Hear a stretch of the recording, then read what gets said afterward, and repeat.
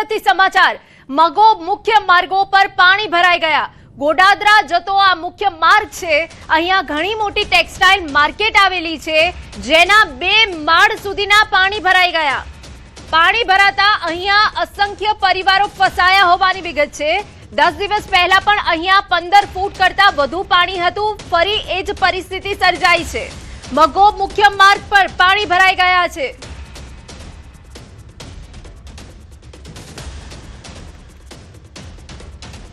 તો સંપૂર્ણ વિગત સાથે અમારા સંવાદદાતા કીર્તેશ પટેલ કે જેઓ વિગતો આપી રહ્યા છે।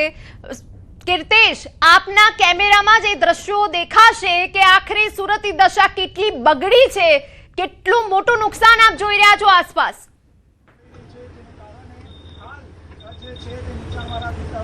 બિલકુલ દક્ષિણમાં ભારે મેઘ ખાંગા થયા છે। સુરતની સુરત બગડી રહી છે। દ્રશ્ય જોઈ શકાય છે। ગોડાદરા જતો મુખ્ય માર્ગ છે, પર્વતમાંથી ગોડાદરા જતો રોડ કે અહીંયા મોટી ટેક્સટાઇલ માર્કેટો આવી છે। 2 માળ સુધી બેઝમેન્ટમાં પાણી ભરાયા હતા। 10 દિવસની મહેનત બાદ પાણી લોકોએ કાઢ્યું હતું, તંત્રએ મદદ કરી હતી, ત્યારે પાણી નીકળી અને કામ થાય એ પહેલા ફરી એક વખત પાણી ભરાયા છે। અહીંયા 15 ફૂટ જેટલા પાણી હતા। પેટ્રોલ પંપ છે તે પાણીમાં ગરકાવ થઈ ગયો હતો। દ્રશ્ય જોઈ શકાય છે કે પર્વત પાટિયાથી મગોબ રોડ કહેવાય છે, મુશ્કેલીઓનો સામનો કરવો પડી રહ્યો છે। ગોડાદરા જતો આ રોડ છે, ખૂબ જ દુર્ગંધ મારતું પાણી છે। અને જે ટ્રેક્ટરો કે જે ગાડીઓમાં પશુઓને લઈ જવામાં આવતા હતા, ત્યાં આગળ હવે લોકોને લઈ જઈ રેસ્ક્યુ કરવામાં આવી રહ્યું છે। દ્રશ્ય જોઈ શકાય છે કયા પ્રકારની સ્થિતિ છે। 15 ફૂટ પાણી ભરાયા હતા, ત્યારે કહી શકાય અહીંયા પાણી ઉતર્યા હતા અને લોકોને અહીંયા મોટી સંખ્યામાં રેસ્ક્યુ કરવું પડે તે સ્થિતિ છે। અમે અત્યારે બોટમાં અંદર જવાનો પ્રયાસ કરી રહ્યા છે। ફાયરના અધિકારી છે, આપણે એમની સાથે ચોક્કસ વાત કરવાનો પ્રયાસ કરીશું કે કયા પ્રકારની સ્થિતિ છે, શું કહેશો? આપનું નામ સાહેબ પહેલા તો? અત્યારે હાલમાં આપણે કાંગારૂ સર્કલ ફેબ્રિઝો માર્કેટ પાસે મતલબ કે ઘૂંટણ ઉપર પાણી આવી ગયા છે, એટલા થઈ ગયા છે। તો અત્યારે હાલમાં તો ટ્રેક્ટરથી રેસ્ક્યુ ચાલી રહ્યું છે। ત્યાર પછી હવે જે ટ્રેક્ટરોથી રેસ્ક્યુ બંધ થશે, ત્યાર પછી આ હોડીનો અમે યુઝ કરીશ। સાહેબ, અહીંયા 15 ફૂટ પાણી હતા। ટેક્સટાઇલ માર્કેટમાં ફાયર વિભાગે જ મદદ કરી, પાણી કાઢ્યું હતું 10 દિવસે। આ માર્કેટોમાં 10 દિવસે પાણી નીકળ્યું હતું ફાયરની મદદથી। હા, એ બરાબર છે। ઝોન અત્યારે શું સ્થિતિ માર્કેટોની? અત્યારે તો હાલમાં આપણે કહી નહીં શકીએ કે હવે પછીના કંઈક વરસાદ આટલો વરસી શકે તો કદાચ પહેલા જેવી પરિસ્થિતિ થઈ નહીં એવી અમે આશા રાખીએ છીએ। બિલકુલ દ્રશ્ય જોઈ શકાય છે। મારી પાછળ જ્યાં જુઓ ત્યાં પાણી છે, પેટ્રોલ પંપ પાણીમાં ગરકાવ છે। અને જૂના દ્રશ્ય જો યાદ કરાવીશ તો આ BRT નું બસ સ્ટેશન છે કે જે આખું પાણીમાં ગરકાવ થઈ ગયું હતું। સામે આવેલી ટેક્સટાઇલ માર્કેટો છે કે આ માર્કેટો 2 માળ સુધી, અંડરગ્રાઉન્ડ 2 માળ સુધી પાણી ભરાયું હતું। 10 દિવસે પાણી નીકળ્યું હતું, કરોડો રૂપિયાનું નુકસાન થઈ ગયું હતું। ત્યારે જોઈ શકાય છે ચારો તરફ પાણી છે। અને આ જે એપાર્ટમેન્ટ છે, કેમેરામેન લગેશ મારી પાછળના એપાર્ટમેન્ટ બતાવશે કે આ એપાર્ટમેન્ટમાં 2000 કરતા વધુ પરિવારો ફસાયા છે, તેમને રેસ્ક્યુની કામગીરી ચાલી રહી છે। પણ અહીંયા પાણી ધીરે ધીરે વધી રહ્યું છે, કારણ કે જે મીઠી ખાડી છે, સુરત ગ્રામ્ય વિસ્તારમાં પડેલા પાણીની સીધી અસર અહીંયા જોવા મળી રહી છે। અને આ પાણીનું લેવલ ધીરે ધીરે વધી રહ્યું છે। 10 દિવસ પહેલા અહીંયા 15 ફૂટ પાણી હતું, પણ કહી શકાય કે અત્યારે ચોક્કસપણે ધીરે ધીરે પાણી વધી રહ્યું છે। લોકો જીવના જોખમે અહીંથી પસાર થતા હોય છે, ત્યારે આ દ્રશ્ય જ કહી જાય છે કે સુરત કેટલી હદે બગડી છે। સુરત હોય, નવસારી હોય, વલસાડ હોય, તમામ જગ્યા પર ભારે મેઘ ખાંગા થયા છે। તમામ જગ્યા પર રેલ જેવી સ્થિતિનું જોવા મળી રહી છે। સુરતની ખાડીઓ ઓવરફ્લો થઈ રહી છે। નવસારી હોય કે વલસાડ હોય, તમામ નદીઓ ગાંડી તૂર બની છે। એટલે કે દક્ષિણના બે હાલ ચોક્કસપણે જોવા મળી રહ્યા છે।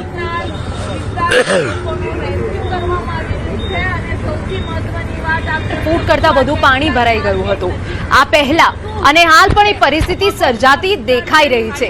શું તંત્રએ કોઈ તસ્દી નથી લીધી કે અહીંયા આ પ્રકારની અગાઉ પરિસ્થિતિ સર્જાઈ છે તો ફરી વરસાદ પડવાનો જ છે અને ફરી આ પ્રકારની પરિસ્થિતિ પહેલા જ કોઈ આયોજન કરી દેવામાં આવે?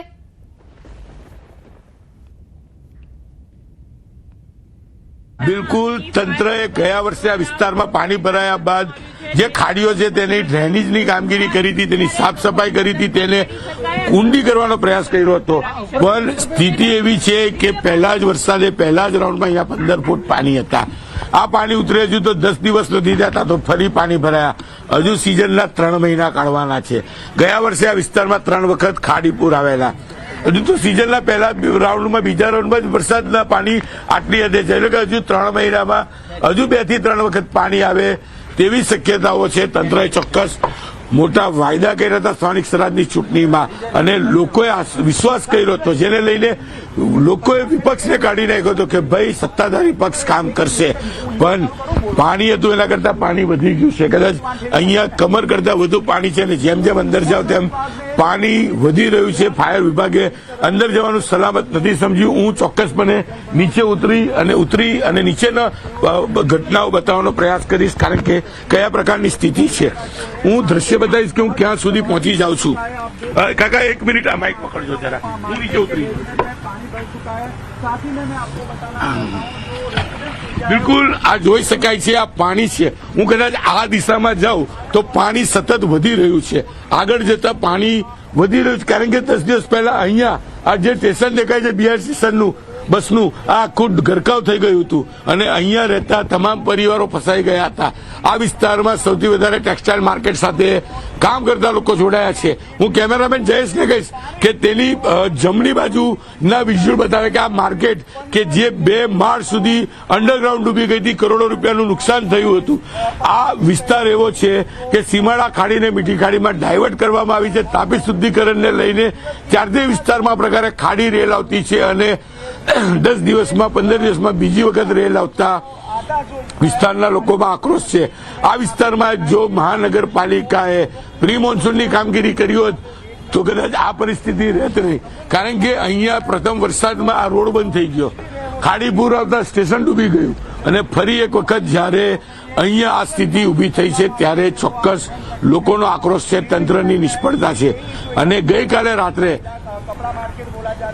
આગ લાગતા પહેલા પાળ બાંધવાનું કામ મહાનગરપાલિકાએ કર્યું હતું. ગઈકાલે સાંજે જાહેરાત કરેલી કે ભારે વરસાદની આગાહી છે, ખાડી પૂર આવી શકે તેવી શક્યતાઓ વર્તાવી દીધી હતી. અમને તો કાલની જ ખબર હતી કે ફરી એક વખત સુરત ખાડી પૂરમાં ડૂબશે, પાણી આવશે અને આ દ્રશ્ય તમારી સામે છે. સુરતની સુરત ચોક્કસ બગડી રહી છે. સ્માર્ટ સિટી તરીકે ઓળખાતા સુરતની સ્માર્ટનેસ ક્યાં ગઈ તે ખબર નથી. પણ તંત્રના પાપે, સત્તાધીશોના પાપે આ વિસ્તારમાં રહેતા લોકોને લાખો રૂપિયાના નુકસાનની વાત તો સાઈડ પર રહી, કરોડોના નુકસાન થઈ ચૂક્યું છે. ગુજરાત સરકારના મંત્રીઓ અહીંયા આવી અને 2 દાડા 3 દાડા અઠવાડિયામાં વળતરની વાત કરી હતી. લોકોને વળતર કેશ ડોલ મળી નથી, ત્યાં તો ફરી પાણી આવી ગયું છે. એટલે હવે સરકાર કદાચ એક સાથે આગળનું ને અત્યારનું 2 ટાઈમની કેશ ડોલ જોડે આપશે તેવી જાહેરાત કદાચ થશે. આ ગ્રાઉન્ડ પરની રિયાલિટી છે અને આ ગ્રાઉન્ડ ઉપર આ સ્થિતિ છે.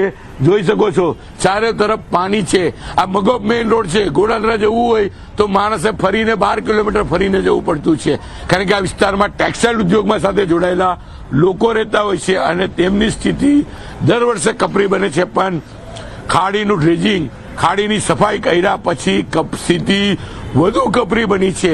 જે ગાડીઓમાં ઢોરોને લઈ જવામાં આવે છે, એ ગાડીઓમાં લોકોને બેસાડવામાં આવે છે, જીવન જરૂરિયાતની વસ્તુ એ ગાડીઓ દ્વારા મોકલવામાં આવે છે. એટલે કે તંત્ર કેટલી હદે નિષ્ફળ ગયું છે. ગુજરાત સરકારના મંત્રીઓ આ વિસ્તારમાં આવી ફાંકા ફોજદારી કરી ગયા, લોકોને મળી ગયા, ડેમેજ કંટ્રોલ કરી ગયા.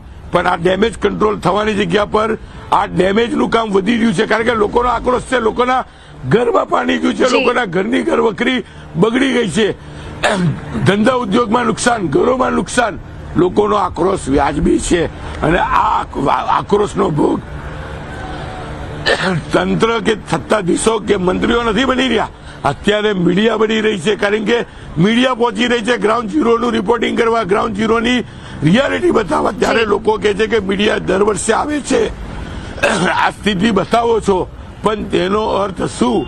કારણ કે આ નિકાલ થતો નથી અને લોકોની સમસ્યા સતત વધી રહી છે. હિના, બિલકુલ કીર્તિશ, અપડેટ અમે આપની પાસેથી લેતા રહીશું. આભાર.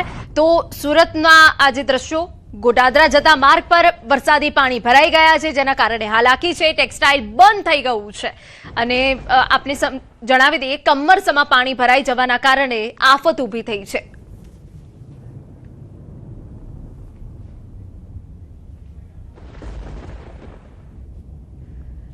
સુરત કીમમાં ભારે વરસાદથી અનોખા દ્રશ્યો. કીમ ગામે શિવલિંગ પર મેઘરાજાએ કર્યો સ્વયં જળાભિષેક. કીમ ગામે મંદિરો પાણીમાં ગરકાવ થઈ ગયા છે.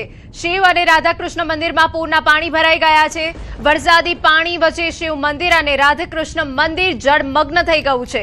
આપને તસવીરો બતાવી રહ્યા છે કે સુરતમાં ફરી એક વખત આફતનો વરસાદ છે અને આ અનોખા દ્રશ્યો કે જ્યાં શિવલિંગ પર મેઘરાજાએ સ્વયં જળાભિષેક કર્યો છે.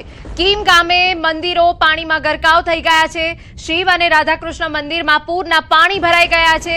વરસાદી પાણી વચ્ચે શિવ મંદિર અને રાધાકૃષ્ણ મંદિર જળમગ્ન થઈ ગયું છે. બીજી તસવીર કે સુરતના અનેક રહેણાંક વિસ્તારો છે એ પાણીમાં ગરકાવ થઈ ગયા છે. ખાસ કરીને જો વાત કરવામાં આવે તો કીમ વિસ્તારની અનેક સોસાયટીઓ છે કે જે જળમગ્ન થઈ ગઈ છે, જેના કારણે લોકોને હાલાકી પડી રહી છે. આ તસવીરો એ વાત પૂરે છે કે સુરતનું જે જનજીવન છે એ સંપૂર્ણ અત્યારે ઠપ થઈ ગયું છે. પરંતુ આ તસવીરો કે જ્યાં મંદિરો પણ પાણીમાં ગરકાવ થઈ ગયા છે, અનેક એવા વિસ્તારો છે કે જે જળમગ્ન થઈ ગયા છે અને હજુ પણ સુરતમાં ભારેથી અતિભારે વરસાદ પડી શકે છે.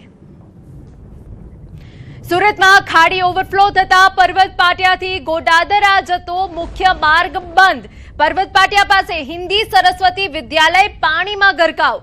શાળા અને મુખ્ય માર્ગો નદી બની ગયા. ગોડાદરા મુખ્ય માર્ગ પર કમરસમાં પાણી ભરાઈ ગયા છે. હિન્દી સરસ્વતી સ્કૂલ બેટમાં ફેરવાઈ ગઈ છે. જોકે તકેદારીના ભાગરૂપે સુરતમાં હાલ શાળા કોલેજોમાં રજા જાહેર કરી દેવામાં આવી છે, પરંતુ શાળાની બહાર પણ જળમગ્ન જેવા દ્રશ્યો છે અને શાળામાં પણ પાણી ભરાઈ ગયું છે. હિન્દી સરસ્વતી વિદ્યાલય હાલ પાણીમાં ગરકાવ થઈ ગઈ છે અને એની આસપાસના અમે આપને દ્રશ્યો બતાવી રહ્યા છે કે જ્યાં મુખ્ય માર્ગો નદી બની ગયા હોય તે પ્રકારના દ્રશ્યો અત્યારે સામે આવી રહ્યા છે. જ્યાં નજર કરો ત્યાં માત્ર પાણી જ પાણી જોવા મળી રહ્યું છે. જે પ્લેગ્રાઉન્ડ છે સંપૂર્ણ પાણીમાં ગરકાવ થઈ ગયું છે અને આપને આ તસવીરો બતાવી રહ્યા છે કે શાળાની અંદર પણ ઘૂંટણસમા પાણી ભરાઈ ગયા છે.